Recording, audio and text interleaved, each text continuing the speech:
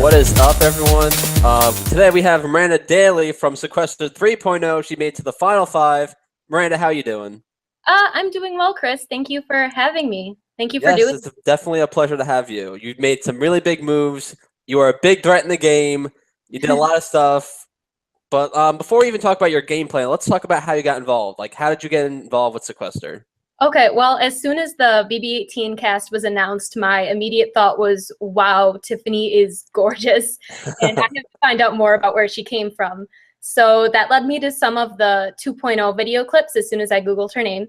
And it was pretty hard for me to understand what was going on from the fragments I could find. So that led me to Audrey's interview with Spencer and McRae's On the Block. I fell in love with the idea just because it had been a while since I had played orgs. I do have a history with orgs. I don't really What think kind of orcs did you play? just message board games, middle school, early high school, so nothing too serious, nothing like this webcam-based one. So yeah, for someone like me with no real intention of being on Big Brother or reality TV, I realized this was a really good choice for me and I could still experience the game that I grew to love. All right, so let's talk about you finally, you're getting on the show. You're really ecstatic about it. You watched the intro. Watching the intro, did you have like any opinions about the cast? Did you think you were going to work with someone? Did you think you were going to go against someone? Well, it wasn't so much a question of who I wanted to work with. It was a matter of how and when I'd be working with them down the line. I liked everyone a lot. That didn't mean very much to me. It didn't really matter. I think it was actually Vanessa Russo that said, you don't have to like who you're working with. You just have to share a common goal of who you want out and who you want out along the line. So I think it would be easier to say who I didn't want to work with. And I'll say right now that that was Lana. I saw that we were both introverts and immediately I thought, okay, it's going to be pretty hard to get something out of this girl. I don't think it would get either of us very far. So I pegged her as someone I wanted out pretty early in the game. All right, so let's talk about the beginning of the cycle, cycle one. We found out we have this new bounty twist, but I have to ask everybody, who's your bounty? My bounty was Andrew. Very easy target. I was happy with that. Funny story. So close, so close. Right away, I was actually sent my name in the Skype chat by SequesterBot. He says, your bounty is Miranda. And I was like, oh shit, that's a twist I wasn't expecting. But no, it was Andrew. All right, so let's talk about it because it's between Callie and Andrew. You obviously voted Andrew out twice, correct? Yes. Yeah, Okay. I definitely wasn't going to go against that if I thought there was a chance of me getting that LOS. But I also made it very clear from the start that my bounty was Andrew, just to kind of build that trust with people. I didn't really expect to ask, oh, who is your bounty, and not give something, a give and take kind of thing. But So, talking about your bounty, it's cycle two. It seems like Andrew's like the big target. Everyone wants him out because of last night. Do you agree that Andrew going the second night was a good choice? No, I actually wanted Annette out. I threw Annette's name out right away as someone that I wanted to leave the game because I wasn't getting a lot out of her the first night, which is ironic now because she's one of my best friends out there. But I wasn't getting a lot out of her. I thought she was a little sketchy. So I threw out Annette's name right away. I intended to target her, not Andrew. So you voted? Did you vote out Andrew the second night, or did you vote out? Okay. I did vote out Andrew. Wasn't going to go against that. All right. So did anything happen? Oh, I got to talk about this because I think I skipped it before. You made a final three with Evie and Jesse called the Pals, right? I think that's what it was called in cycle one. I thought that was a little later on. It wasn't so much a final three. I didn't really buy into it, but yes, we formed a strong bond. We were just three pals hanging out, and that's all. I preferred my alliances and loyalties to be unspoken. So as soon as we get along later down the line, you'll see that I kind of turned on the one as soon as it was spoken. Right. I did not want a spoken alliance with my name in it. Oh, man, so Callie and Andrew are eliminated. Cycle three, you find out the polls aren't up. You are expecting, do you expect double? Looking at the hashtag, yes, I knew. Also, shout out to Wade. He clued me in the most, I think. So, I mean, we find out that we have a double eviction. When you find out there's a double, did you have two people in mind, or did you just go with the flow? I did not. I planned to play more passive that round because I knew that I had thrown Annette's game out the day before and I couldn't take that back. So I only went in with one goal, and that was to apologize to Annette and try to mend things with her. That ultimately led to me blaming everything on social media just because that's the only blame I could find. But no, not buy into social media. I just wanted Annette out on my own terms. But yeah, I mended things with her, formed that closer bond, and I was like, okay, this might be someone that I want to work with along the road. So So we find out that Carson's the target. So what do you think about Carson at the time? I helped a little in flipping it toward Carson because I had just heard that he had thrown my name out. So naturally, that's someone I would want over anyone who didn't. Right. That Process makes of sense elimination. for me, yeah. And I feel like Evie was the one who led that as well for the same reason that he had thrown her name out the previous round. All right, so Carson gets eliminated, and then we're on to the second part. And it seemed like a lot of people wanted Lana out the first time. So it seemed like when it came to the second round, people were willing to get Lana out Right. instantly. Her name was out there. We couldn't take it back. Had to go with Lana. All right, so Lana's gone. Now Yeah. we're on to the next cycle, cycle 4. We found out we have this date twist. So what do you think about this date twist before we even... First of all, if I'm shifty, it's because I have notes with who I started out with next Okay, good. week. Perfect. That's even better. Bad memory. So I started out with Daniel. No. What day are we on? 3 or 4? Cycle 4, so that's day 3. Okay. Cycle 4, I started with Alora, which was perfect for me because I had known that her and Jesse threw me out as someone they possibly wanted out this cycle. So this is where I started to impose my forgive and forget strategy. I wanted people to believe that if they threw out my name out the previous round, I wasn't going to hold that grudge. Kind of called it the anti-Andrew Gordon strategy, so to speak. So yeah, I really worked on like mending that relationship. Like, Alora, if you want to help get out a bigger target, I am on board for that. Like, you have me. I'll back you. And secretly, I kind of wanted Jesse out because I just didn't trust the guy. All right, so Jesse gets eliminated, right? Right. And we're on to the next cycle, cycle 5. Alora's the big target, but who were you in a room with in cycle 5? I started out with Casey. So you started out with Casey. Was it all about Alora that night? And did you think it was a good move to get Alora out, knowing that she wasn't with Jesse anymore? Well, no.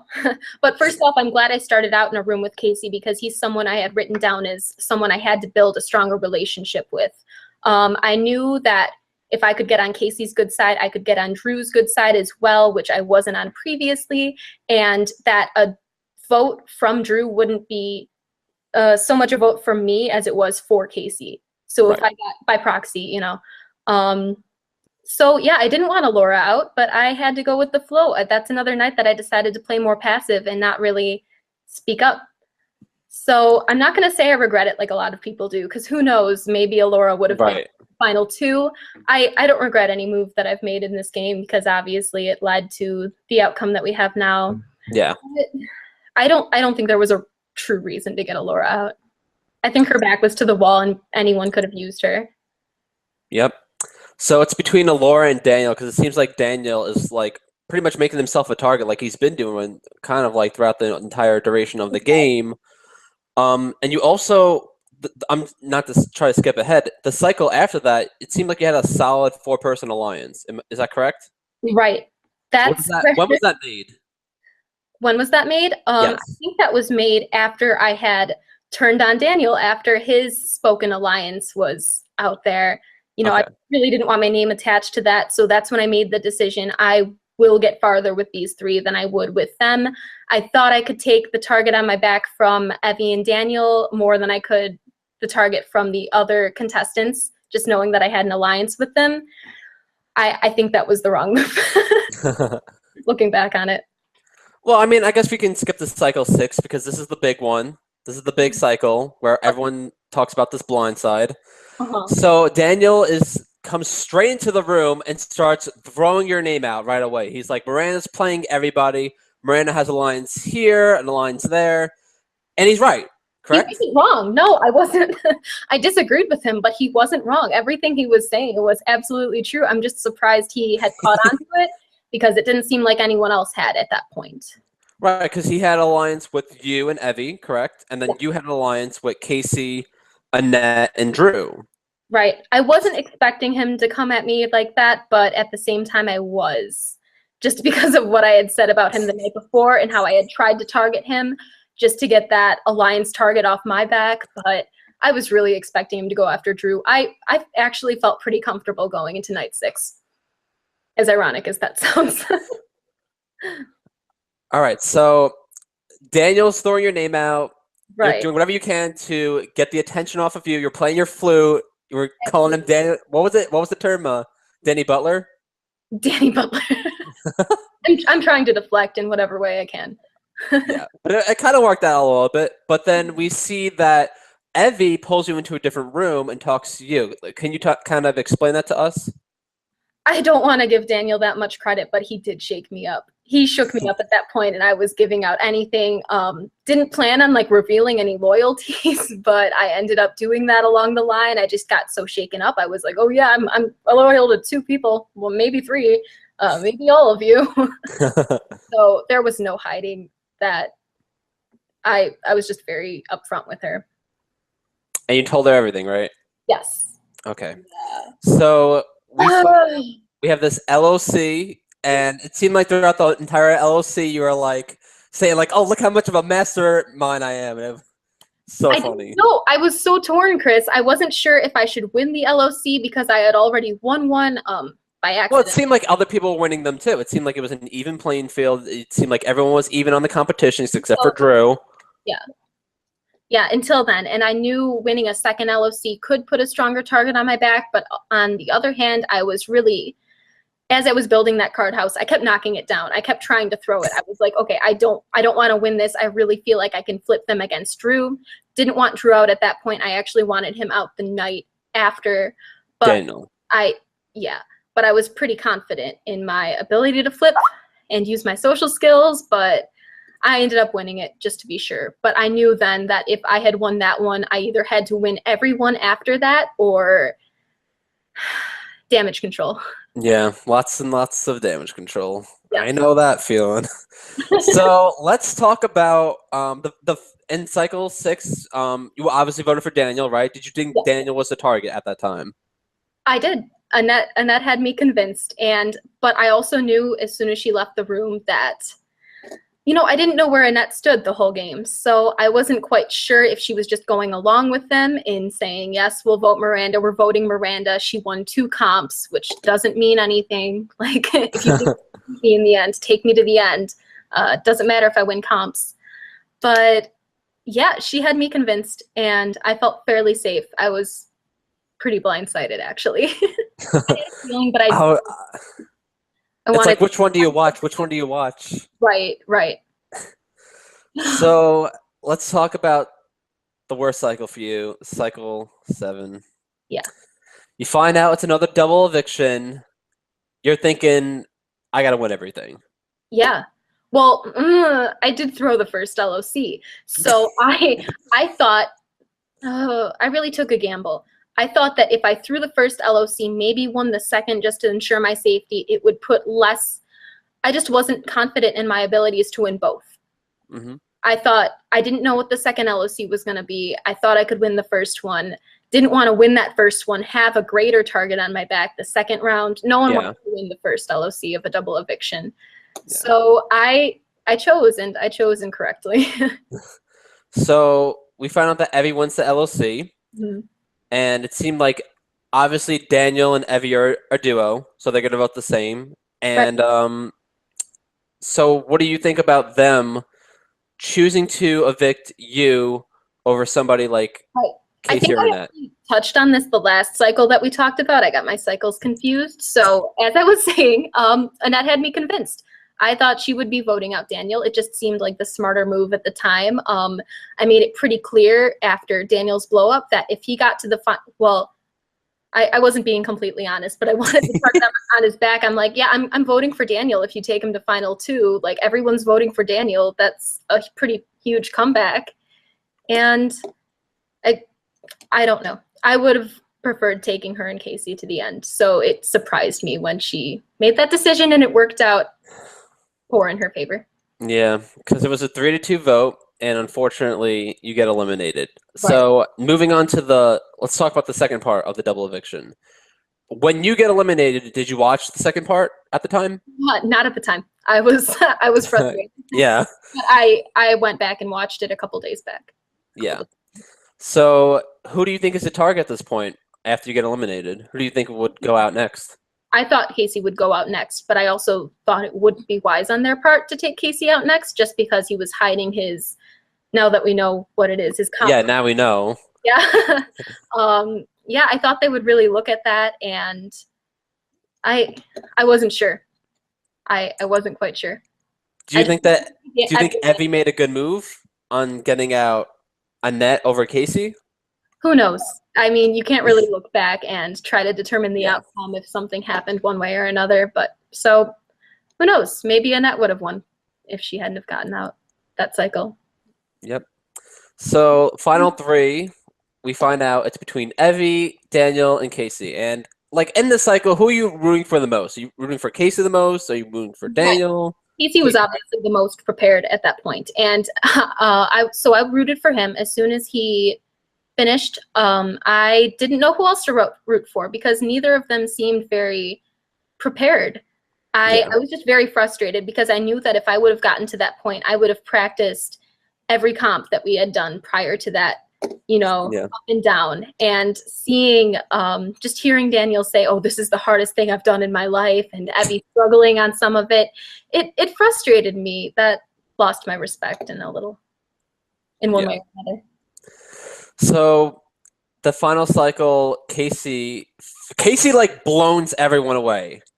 The whole alumni, we didn't know he was this big mental competition beast that finished in an hour and a half.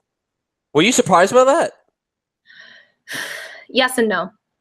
Okay. Yes and no. I mean, all of us did have the ability of winning those competitions, or most of us had the ability of winning those competitions. It was just whether or not we thought it would be best to throw them at that point in time. So I knew what was in there. I knew everyone was on equal playing grounds, but yeah. So let's talk about the final two. Mm-hmm. Evie unfortunately doesn't make it, but we know that Daniel and Casey do. Before the finale even happened, did you have like a clear sense of I'm voting for Casey over Daniel, or were you kind of like up in the air? No, I walked in not having any, actually even opening up the screen for the finale, I had no idea who I was going to vote for, which is why I needed to really nail Daniel with those questions.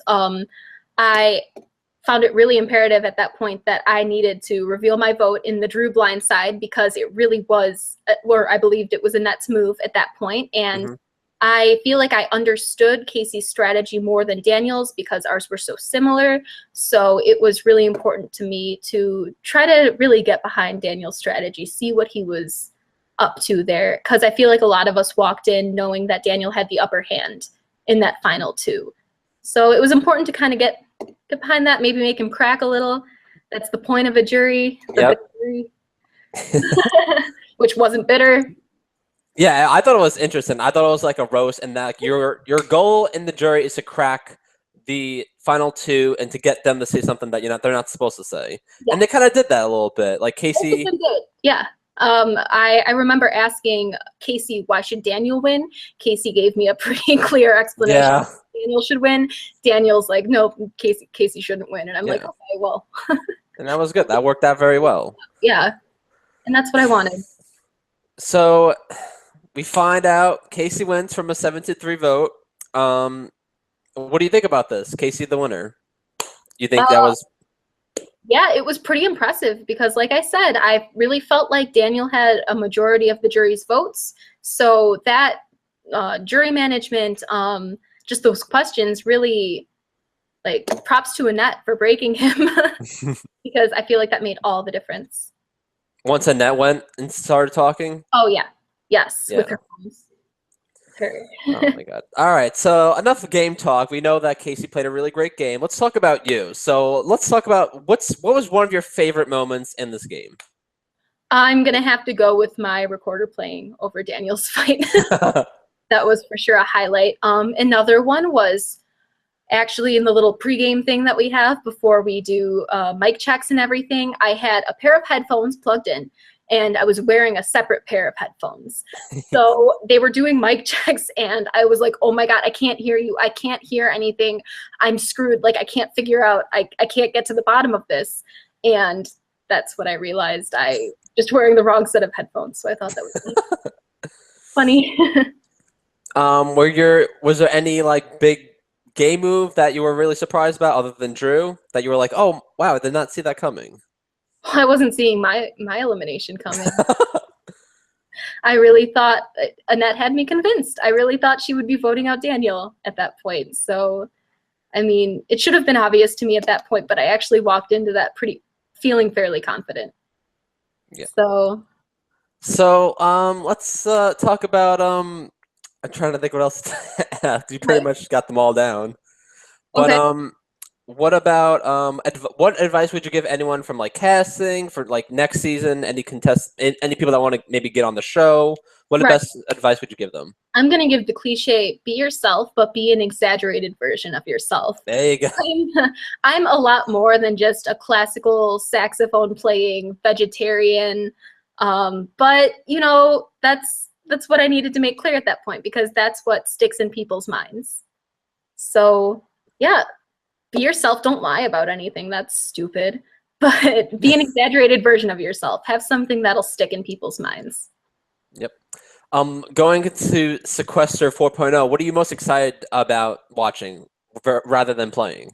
I'm excited just not to have that stress. I think I mentioned before that I got an ulcer from this game. Like, I'm ready to not have another one of those. Like, yeah, I'm just excited to be a viewer, vote in those polls. I really didn't vote in the polls this season, although I could have, just because I just wanted to play the game. I wasn't excited about winning anything or getting any punishments, but yeah.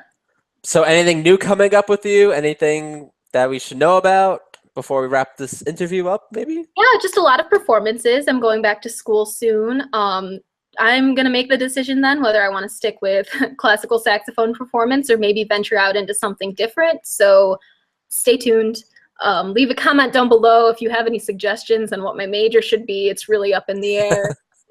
We'll see. So where can everyone find you? My Instagram and Twitter, I don't really tweet a lot, but I've started to, is The Daily Miranda, The-D-A-L-E-Y, Miranda, my name. So you can find me on Instagram or Twitter there. And then also, if you like bad music, you can follow Reading for Pleasure on Instagram, REEDING, the number 4 pleasure on Instagram. All right. Anything else you want to say before I wrap this interview up? Shout out to Wade. You helped me a lot along the way. You're awesome. And shout out to our group chat that we have affectionately named Casey and the Bitter Jury. So, you know who you are. Shout out to you. I love you. I love the friends that I've made along the way, etc. More bullshit. But it's not bullshit. It's completely true. I couldn't have done it without you guys. All right, guys. Until next time, guys. Peace. Bye.